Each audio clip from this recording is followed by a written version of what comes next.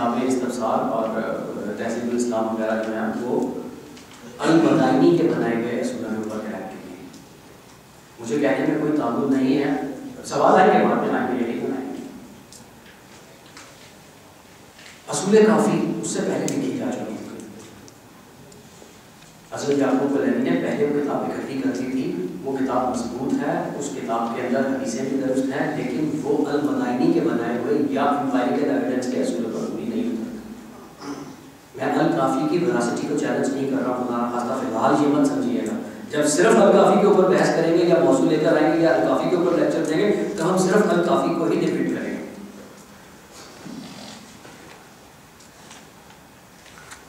ہم حدیثوں، ہمارا بیسک ٹاپک حدیث نہیں ہے کیونکہ ہمارا بیسک ٹاپک تاریخ ہے، تو اس لیے ہم حدیثوں سے فی الحال قطع نظر کر کے اور اپنے آپ کو دور کرتے ہوئے ہسٹوریوگرافی کے وہ اصولوں کو بناتے ہوئے ہم حدیثوں پر تاریخ کے دھارے میں چلے جاتے ہیں، دیکھتے ہیں کہ تاریخ مسلمانوں نے کب کمپائل کرنا شروع کیا. اس میں پہلا نام جو آپ دیکھ رہے ہیں وہ عبان بن عثمان. عبان بن عثمان حضرت عثمان کے ساتھ والے ہیں. جس زمانے میں حکومت میں ایک تحریک چلی کہ رسول اللہ صلی اللہ علیہ وآلہ وسلم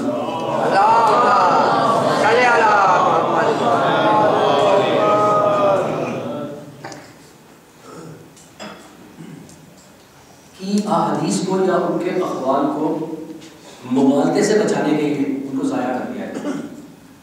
آپ جانتے ہیں تاریخ میں موجود ہے کہ یہ تحریک چلی، حکومتی سطح پر بھی چلی، اور حکومتی سطح پر اس تحریک نے بہت سارے ایسی چیزوں کو ضائع کر دیا جو اس وقت ہمارا درسہ ہو سکتی تھی.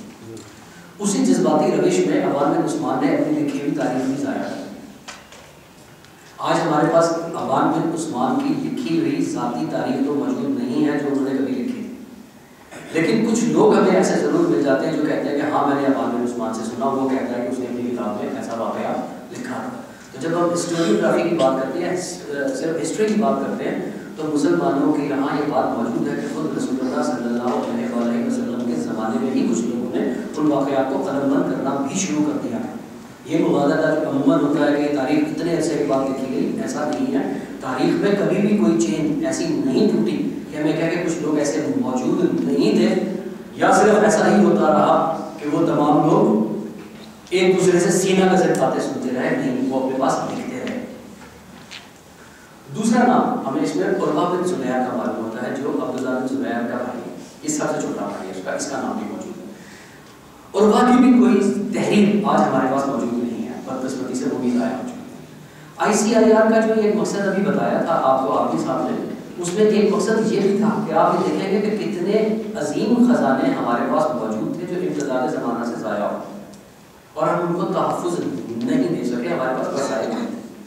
آج اللہ تعالیٰ نے ہمیں یہ حیثیت دی ہے اور ہمارے پاس وہ ڈیوائسز موجود ہیں کہ اس وقت دستیاب کوئی خزانوں کو ہم اپنے پاس سنبھال کے رکھ سکتے ہیں. تو ہمیں اس کے لیے ایک سنجیدہ کوشش کرنی چاہیے.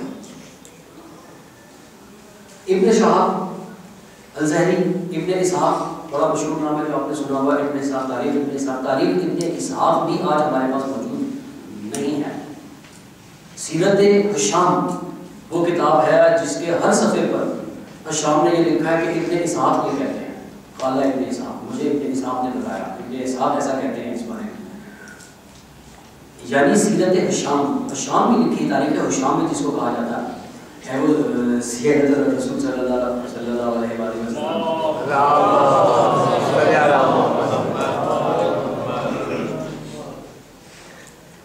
ابن اسحاق کی لکھی ہوئی تمام تحریریں ہمیں ابن ہشام کے پاس نظر آتی ہیں. یعنی ابن اسحاق تک کی کوئی تحریر آج ہمارے پاس موجود نہیں ہے، بلکہ نہ صرف آج ہمارے پاس موجود نہیں ہے، فہرست ابن ندیم میں بھی ان کا ذکر نہیں ہے.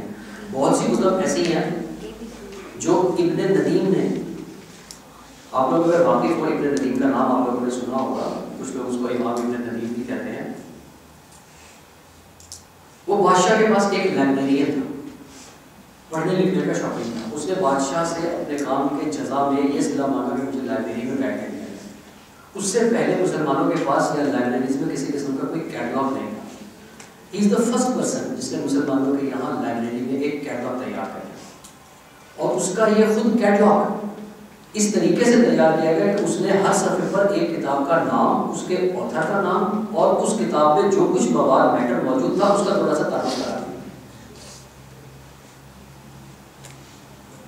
علم کے شوقین صرف مسلمانوں میں موجود نہیں تھے یا صرف ایشیا میں موجود نہیں تھے، اس وقت بھی غیر ترقی یافتہ یورپ میں بھی کچھ لوگ ایسے موجود تھے جنہوں نے اس زمانے میں فہرست ابن ندیم کا ترجمہ فرانسیسی زبان میں کر دیا۔ آپ کو یہ جان کر بڑی شدید حیرت ہوگی کہ فہرست ابن ندیم جب کتاب خانہ بغداد میں جلا دی گئی، اس کے بعد اس کا ترجمہ فرانسیسی سے آپ کے پاس آیا اور فرانسیسیوں ہی نے اس کا عربی میں ترجمہ کیا، اور یقیناً اس میں کسی قسم کی کوئی غلطی نہیں ہے، یہ خیال نہیں کیا جا سکتا۔ یہ کون ہے جو اس کا انچارج، اس کا چارجر کہاں رہا ہے؟ یہ چارجر نہیں لگا، یہ کیوں نہیں لگا ہوا؟ چارجر لگا اور سیور پہ ہی ہے، لیپ ٹاپ سیور پہ ہی ہے۔ نہیں وہ کیا ٹھیک ہے، اس کو چھوڑ دو، یہ چارجر بند ہے، چارجر اس کا چارجر کہاں ہے؟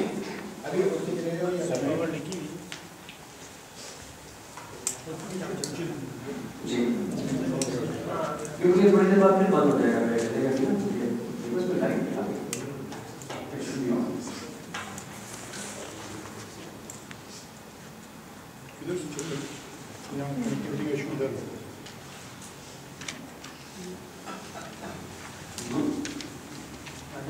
بھارت آپ لوگ اپنے طور پہ بیٹھ کے کرو، پھر دوبارہ اگر تو دیکھ لیں اس کو کہیں اور لگا سکتے ہیں۔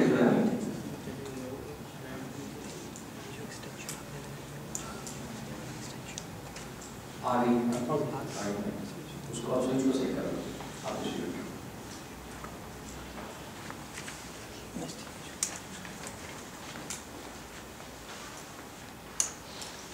آپ اولین تاریخوں میں جو مستند تاریخ ہمارے پاس موجود ہے، اس میں ابن قتیبہ، اس کا نام آپ لوگوں نے سنا ہوگا، خلافت الملکی والا بڑا مشہور نام ہے مسلم ابن قتیبہ، 1889 اس کا زمانہ ہوتا ہے۔ اس کی اوریجنل بک آپ لوگ جانتے ہیں ہمارے پاس موجود ہے، یہ اولین تاریخوں میں سے کتاب ایک ہمارے پاس موجود ہے، یعنی ابن قتیبہ سے پہلے ہمارے پاس تاریخیں موجود نہیں۔ علامہ جریر طبری بہت آخر میں آ کر آتے ہیں، تقریباً 900 کچھ کا زمانہ بنتا ہے۔ ان عام تاریخ، اچھا ان تمام تاریخوں نے جن کا بھی میں آپ سے تعارف کراؤں گا، ان تمام تاریخوں کے علاوہ علیحدہ سے مقاتل بھی لکھے ہیں۔ ایسا نہیں ہے کہ صرف مشہور ہسٹری کی کتابوں میں ہی کربلا کا ذکر ہے۔ ہسٹری میں کچھ کتابیں صرف اس لیے لکھی گئی ہیں کہ ان کا مین مقصد صرف کربلا کے واقعے کو بیان کرنا، اور اس میں مستند کتابوں کی فہرست 138 مقاتل بنتے ہیں جو صرف کربلا کے اوپر لکھے ہیں، اور یہ مستند کتابوں میں شمار ہو۔ یہاں میں ان ساری باتوں کے ساتھ پہلے تعارف کراتا رہا ہوں۔ جب بھی ہم تاریخ پڑھیں گے،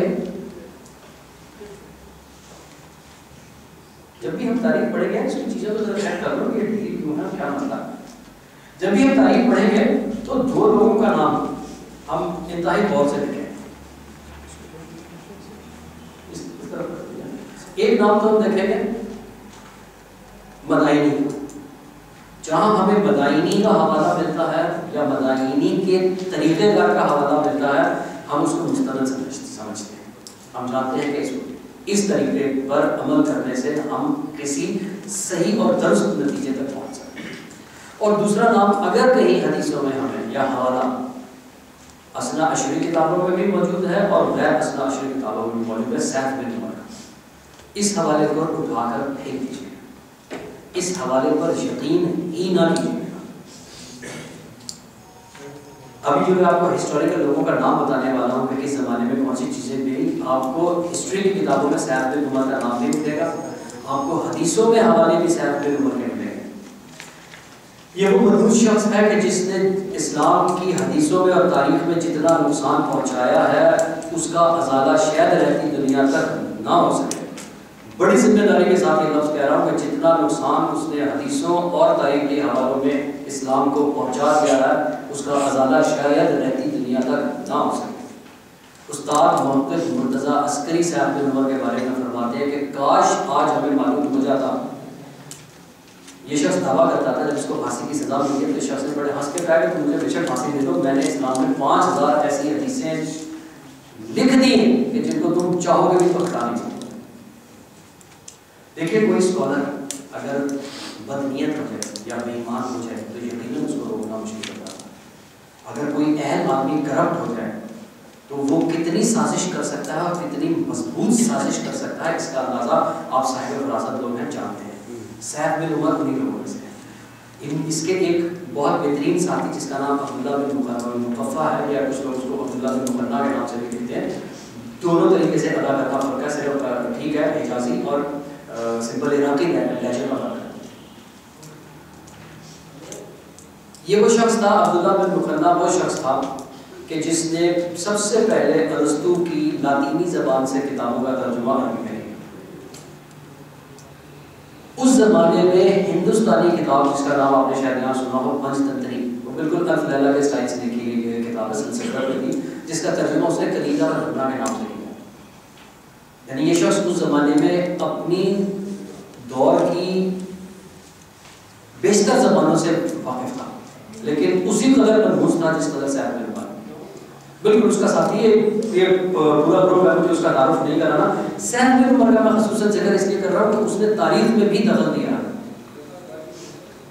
مرتضیٰ عسکری نے جو تحقیقی کتاب سیف بن عمر کے اوپر لکھی ہے، اگر وہ آپ لوگوں کی نظر سے گزرے، اردو میں بھی ترجمہ ہو چکی ہے، میری آپ سے ریکویسٹ ہوگی کہ اس کو پڑھیے گا۔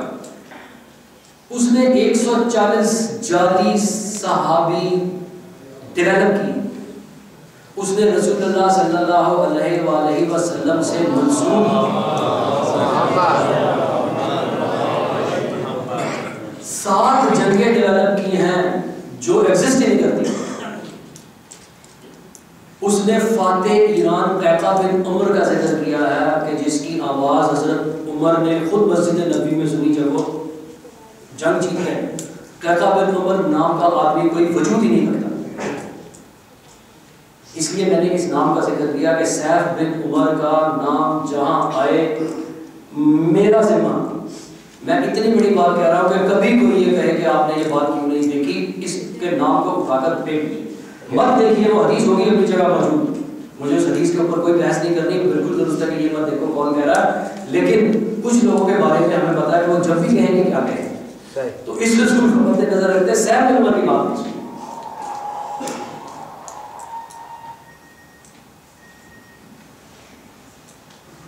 جب ہم اسلامک ہسٹری کا ذکر کرتے ہیں، ہم اسلامک ہسٹری کے پیرامیٹرز یا اس کے ٹائم فریمز ڈیولپ کرنے پڑتے ہیں۔ میں صرف آپ کو مختصر اس میں بتاتا جاؤں، زیادہ ڈیٹیل شاید آپ لوگوں کے پاس مزاج نہ ہو کہ آپ اس کو سنیں، میں کوشش کروں گا۔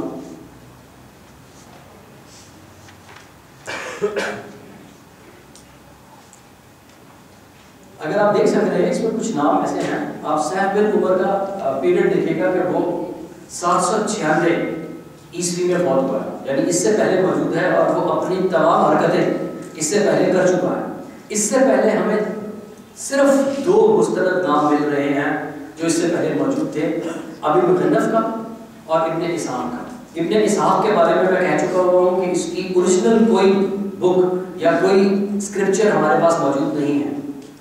کچھ لوگ ہیں جو یہ بیان کرتے ہیں، جس میں سب سے مستند نام جو ہے وہ ابن ہشام کا ہے، جو یہ کہتا ہے کہ یہ بات مجھے ابن اسحاق نے بتائی۔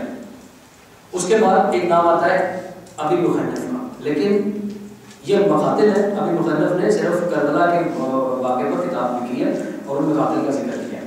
اگر آپ لوگوں کی نظر سے وہ کتاب گزری ہو، کیونکہ یہ وہ کتاب ہے مقاتل میں واحد کتاب ہے جس کا اردو اور انگریزی دونوں میں ترجمہ ہو چکا ہے۔ اردو میں ترجمہ انہوں نے بہت مختصر کیا ہے اصل کتاب سے، خاصی اس کے اندر انہوں نے خطا برین کی ہے، خاصا اس کے اندر، یعنی ہم یہ کہہ سکتے ہیں کہ اردو میں یہ اس کا ایبریجڈ وہ ہے نمونہ، وہ نہیں ہے، اوریجنل کتاب نہیں ہے۔ اس کے باوجود ان مقاتل میں واقعہ کربلا کا ذکر کم ہے اور واقعہ کربلا کے بعد کا ذکر زیادہ ہے، اور ان دونوں واقعات میں خود ابن ابی مخنف نے 7 جگہ پر سیف بن عمر کی حدیثوں کا ذکر کیا، جس کو سید مرتضیٰ عسکری کہتے ہیں کہ اس نے غلط کیا، ان حدیثوں کو میں تسلیم، وہ کہتے ہیں کہ وہ تسلیم نہیں کرتے۔ اس نے جو ایک بات میں جہاں مبادلہ لگا دوں کہ میرا مقصد یہ نہیں ہے کہ میں یہ خدا نخواستہ کوشش کر رہا ہوں کہ جو ہمارا عقیدہ ہے اس کے اندر کوئی دراڑ پیش کروں، نہیں، میں کوشش یہ کر رہا ہوں کہ